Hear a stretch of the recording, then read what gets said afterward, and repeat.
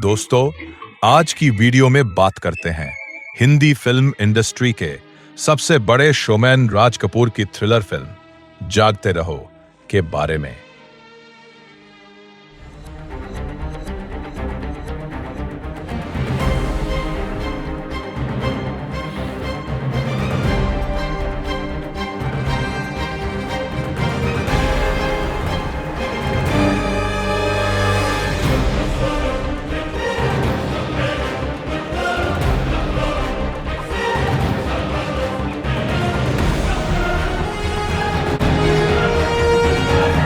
राज कपूर को भारतीय सिनेमा के इतिहास में सबसे महान और सबसे प्रभावशाली अभिनेता और फिल्म निर्माता निर्देशकों में से एक माना जाता है। कौन है तू? कहाँ रहता है? अरे बोलता क्यों नहीं? घर कहाँ है तेरा? मैं नया हूँ, गांव से आया हूँ। तो यहाँ क्या करने आया है? प्यास लगी थी, थोड़ा सा पानी।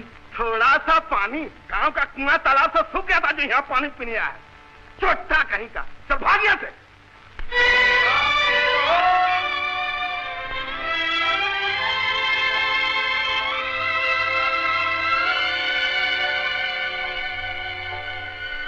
राज कपूर ने कई सुपरहिट फिल्मों का निर्माण किया, अनेकों फिल्म फेयर और इंटरनेशनल अवार्ड्स अपने नाम किए हैं।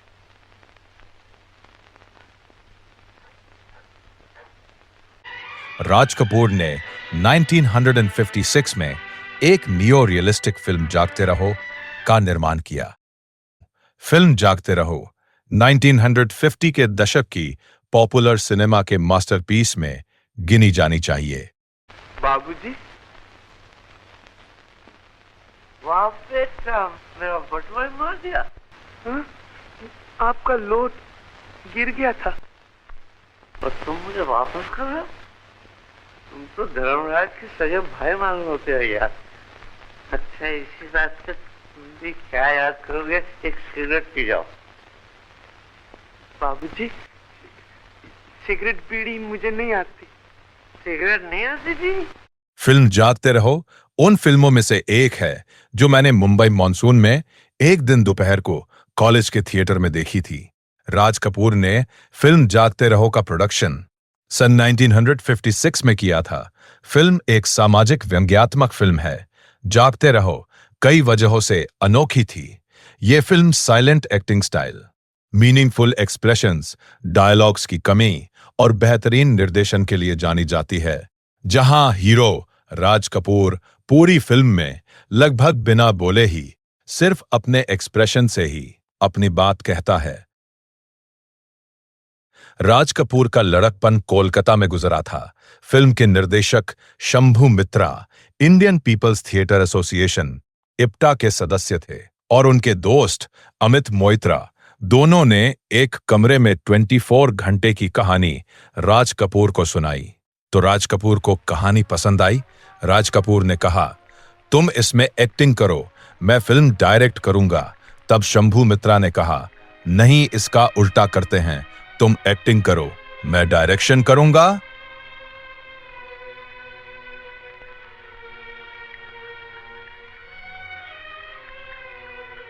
शंभू मित्रा द्वारा डायरेक्ट की गई और अमित मोइत्रा और ख्वाजा अहमद अब्बास ने इसकी स्क्रीन प्ले और डायलॉग्स लिखे। हालांकि फिल्म में ज्यादा डायलॉग्स नहीं थे। राज कपूर को सिर्फ अपने एक्सप्रेशंस और इमोशंस ही दिखाने थे। फिल्म एक बाइलिंगुअल प्रोजेक्ट थी। हिंदी और बांग्ला दोनों भाषाओं में बनाई गई। कहानी एक शहर में एक रात की घटनाओं के इर्द गिर्द घूमती है। फिल्म के ओपनिंग सीन में एक देहाती आदमी काम की तलाश में शहर आता है। देर रात उसे बहुत भूख और प्यास लगती है। वो अपनी प्यास बुझाने की उम्मीद में एक अपार्टमेंट कॉम्प्लेक्स में घुस जाता है, लेकिन शहर में रहने की इंसानियत से परे जिंदगी की वजह से वहां के लोग उसे चोर समझ लेते हैं और उसका पीछा करते हैं। वह अपनी जान बचाने के लिए एक फ्लैट से दूसरे फ्लैट में भागता है।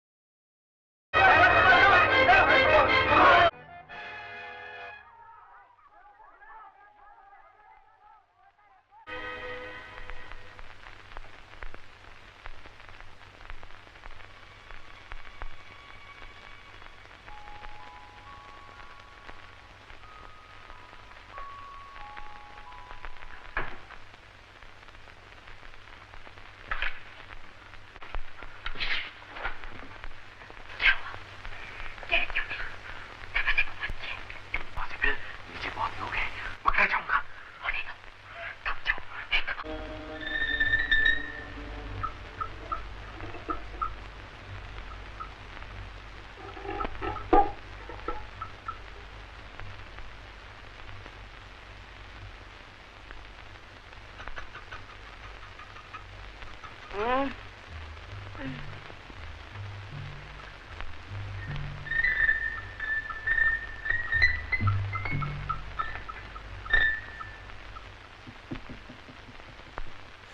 उन फ्लैटों में कई गड़बड़ियां देखता है। जैसा कि उम्मीद थी, सारे जुर्म समाज के बड़े लोग कर रहे हैं, जो अपनी रात की एक्टिविटीज से बिल्कुल अलग, बहुत इज्जतदार जिंदगी जी रहे हैं। शहर की जिंदगी का अंधेरा पहलू अपने सभी ग्रे शेड्स में सामने आ जाता है। वो हैरान रह जाता है।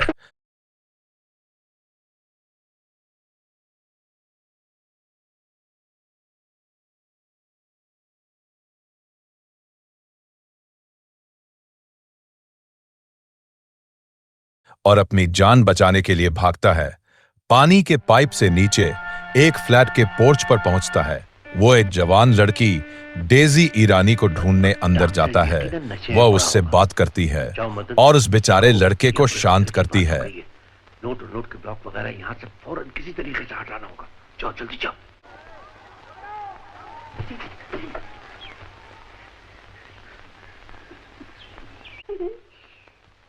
तुम चोर हो? जो बाहर इंतजार कर रही दुनिया के डर का सामना करने के लिए काफी हिम्मतवर हो जाता है। लेकिन जब वो बाहर निकलता है तो पाता है कि किसी को परवाह नहीं है। आखिरकार वो अपार्टमेंट बिल्डिंग से निकल जाता है। दुख की बात है कि उसकी प्यास अभी भी नहीं बुझी है। सुबह हो रही है और फिल्म एक सुंदर गाने के साथ खत्म होती है और पानी की तलाश में वह एक औरत नरगिस के दरवाजे पर पहुंचता है, जो कुएं से पानी भर रही है। आखिरकार उसकी प्यास बुझ जाती है। फिल्म में एक बहुत छोटे रोल के लिए नरगिस का आना मेरे लिए सिंबॉलिक और मेटाफोरिकली बहुत जरूरी है, जो कहानी और फिल्म से आगे बढ़कर असल जिंदगी और दोनों के रिश्ते तक पहुंचता है।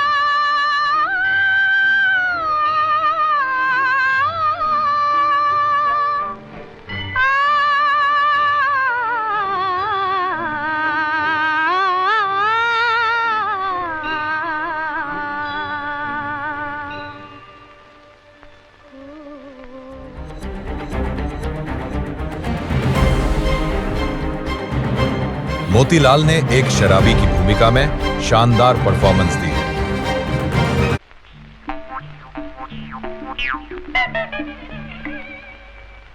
अरे भाई कौन नशे में? तुम या मैं? राज कपूर ने एक सीधे साधे ग्रामीण की भूमिका में बहुत कम डायलॉग के साथ हल्के एक्सप्रेशन और फिजिकल कॉमेडी के जरिए गहरे डर, मासूमियत और लाचारी दिखाई है। भाई वाह।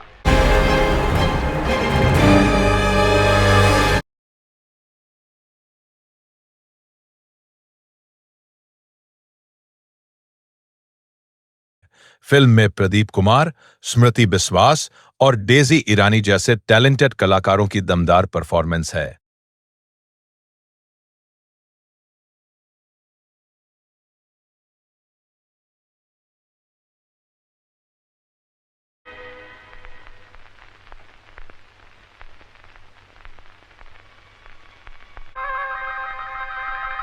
शंभू मित्रा ने डायरेक्शन में एक रियलिस्टिक, लगभग थिएट्रिकल स्टाइल का इस्तेमाल किया है, जिसने मेलोड्रामेटिक डायलॉग के बजाय एक्टर्स की इमोशनल कैपेसिटी को हाईलाइट किया है। अब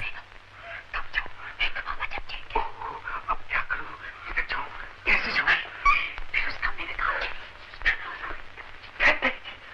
तुम्हारे कमरे में आकर किस मुसीबत में फंस गया? तुम्हारा क्या? गीतकार शैलेंद्र ने बहुत मीनिंगफुल गाने लिखे थे। संगीतकार सलील चौधरी ने प्रभावशाली संगीत दिया, जो आरके प्रोडक्शन के लिए भी अनोखा प्रयोग था।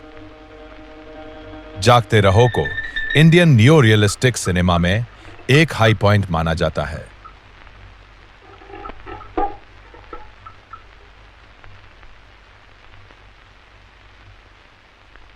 फिल्म की शूटिंग कोलकाता में एक बड़ा सा सेट बनाकर 60 रातों में पूरी की गई थी। फिल्म में शहर के करप्शन और हीरो की बेचैन, रात में भूखे प्यासे घूमने और घुटन भरी उड़ान को दिखाने के लिए हाई कंट्रास्ट मूडी लाइटिंग का इस्तेमाल किया गया है। राधो कर्माकर की फोटोग्राफी के कारण फिल्म में एक रॉ, ग्रिटी लुक है जो रात में शहर के नॉयरिश फील को पूरी तरह से दिखाता है।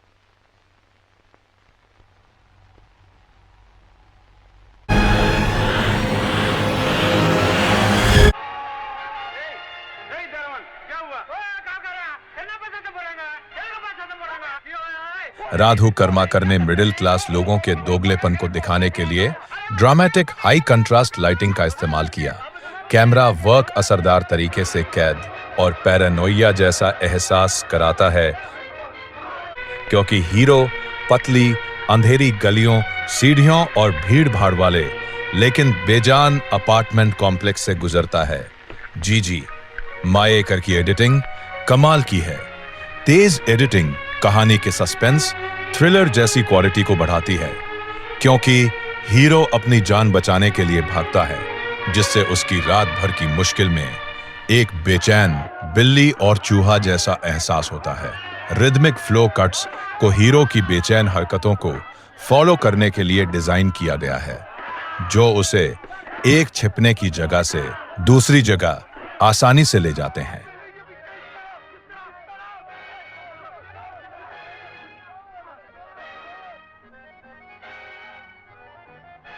इस फिल्म में सलिल चौधरी का संगीत और शंभू मित्रा का निर्देशन बेहतरीन था, लेकिन यह फिल्म को व्यावसायिक सफलता दिलाने में नाकाम रहे।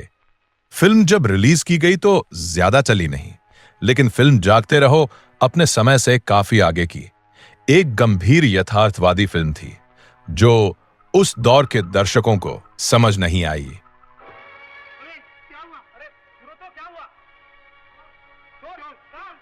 दूसरी कमी थी फिल्म में किसी भी हीरोइन का ना होना।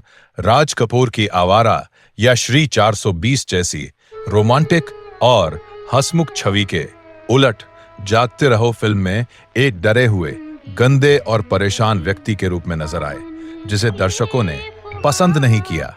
यह एक आर्ट फिल्म थी जो कमर्शियल फिल्मों के फॉर्मूले पर आधारित नहीं थी, इसलिए यह बॉक्स ऑफिस पर फ्लॉप रही। हालांकि बाद में इसे क्लासिक माना गया, लेकिन फिर भी फिल्म को IMDb पर 10 में से 8.2 की रेटिंग मिली। फिल्म को बंगला में भी बनाया गया। बंगाली वर्जन को एक दिन रात्रे के नाम से बनाया गया, जिसकी शूटिंग एक साथ की गई थी।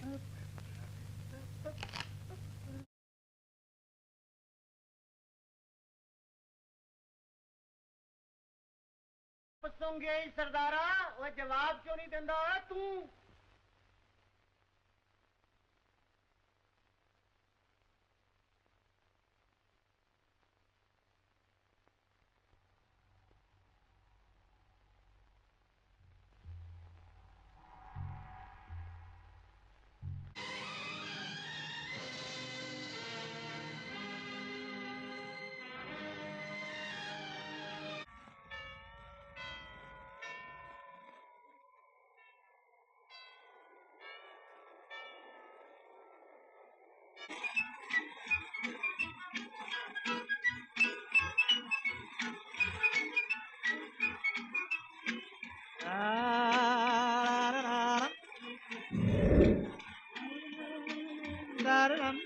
फिल्म को कार्लोवी वेरी फिल्म फेस्टिवल में सम्मान मिला।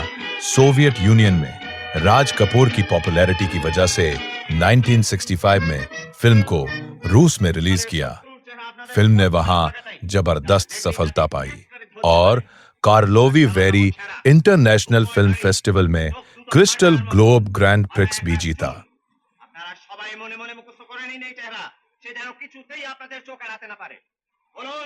भले ही ये फिल्म 1956 में बनी थी, लेकिन इसमें दिखाई गई बातें आज के समय पर भी बिल्कुल फिट बैठती है।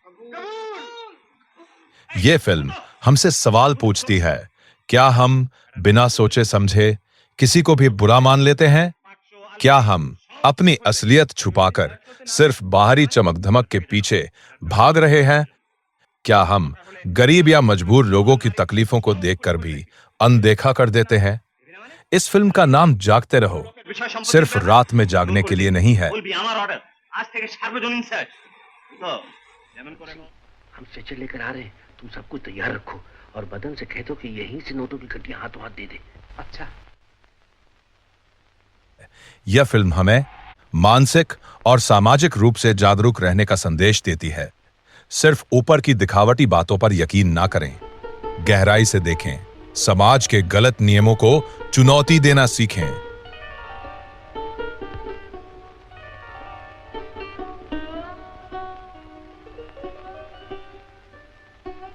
भेदभाव करने के बजाय एक दूसरे के प्रति हमदर्दी रखें। मेरी राय में अगर आपने ये फिल्म अब तक नहीं देखी है तो इसे जरूर देखें।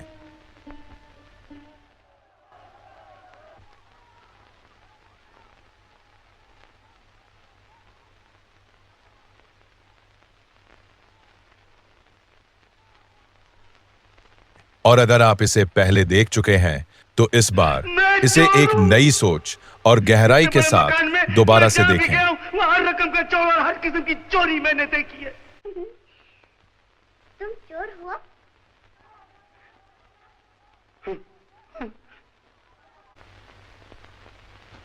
सवेरे के बाद दरवाजा खोलना चाहिए, नहीं तो रोशनी कैसे आएगी?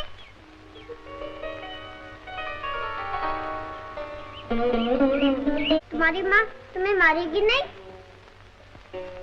मेरी माँ नहीं। तुम्हारी माँ नहीं? आपको हमारी वीडियोस कैसी लगती हैं? वीडियो को लाइक, शेयर करके कमेंट जरूर कीजिए। लो, हमारे चैनल को सब्सक्राइब भी कीजिए। फिर मिलेंगे अगली वीडियो में। नमस्कार।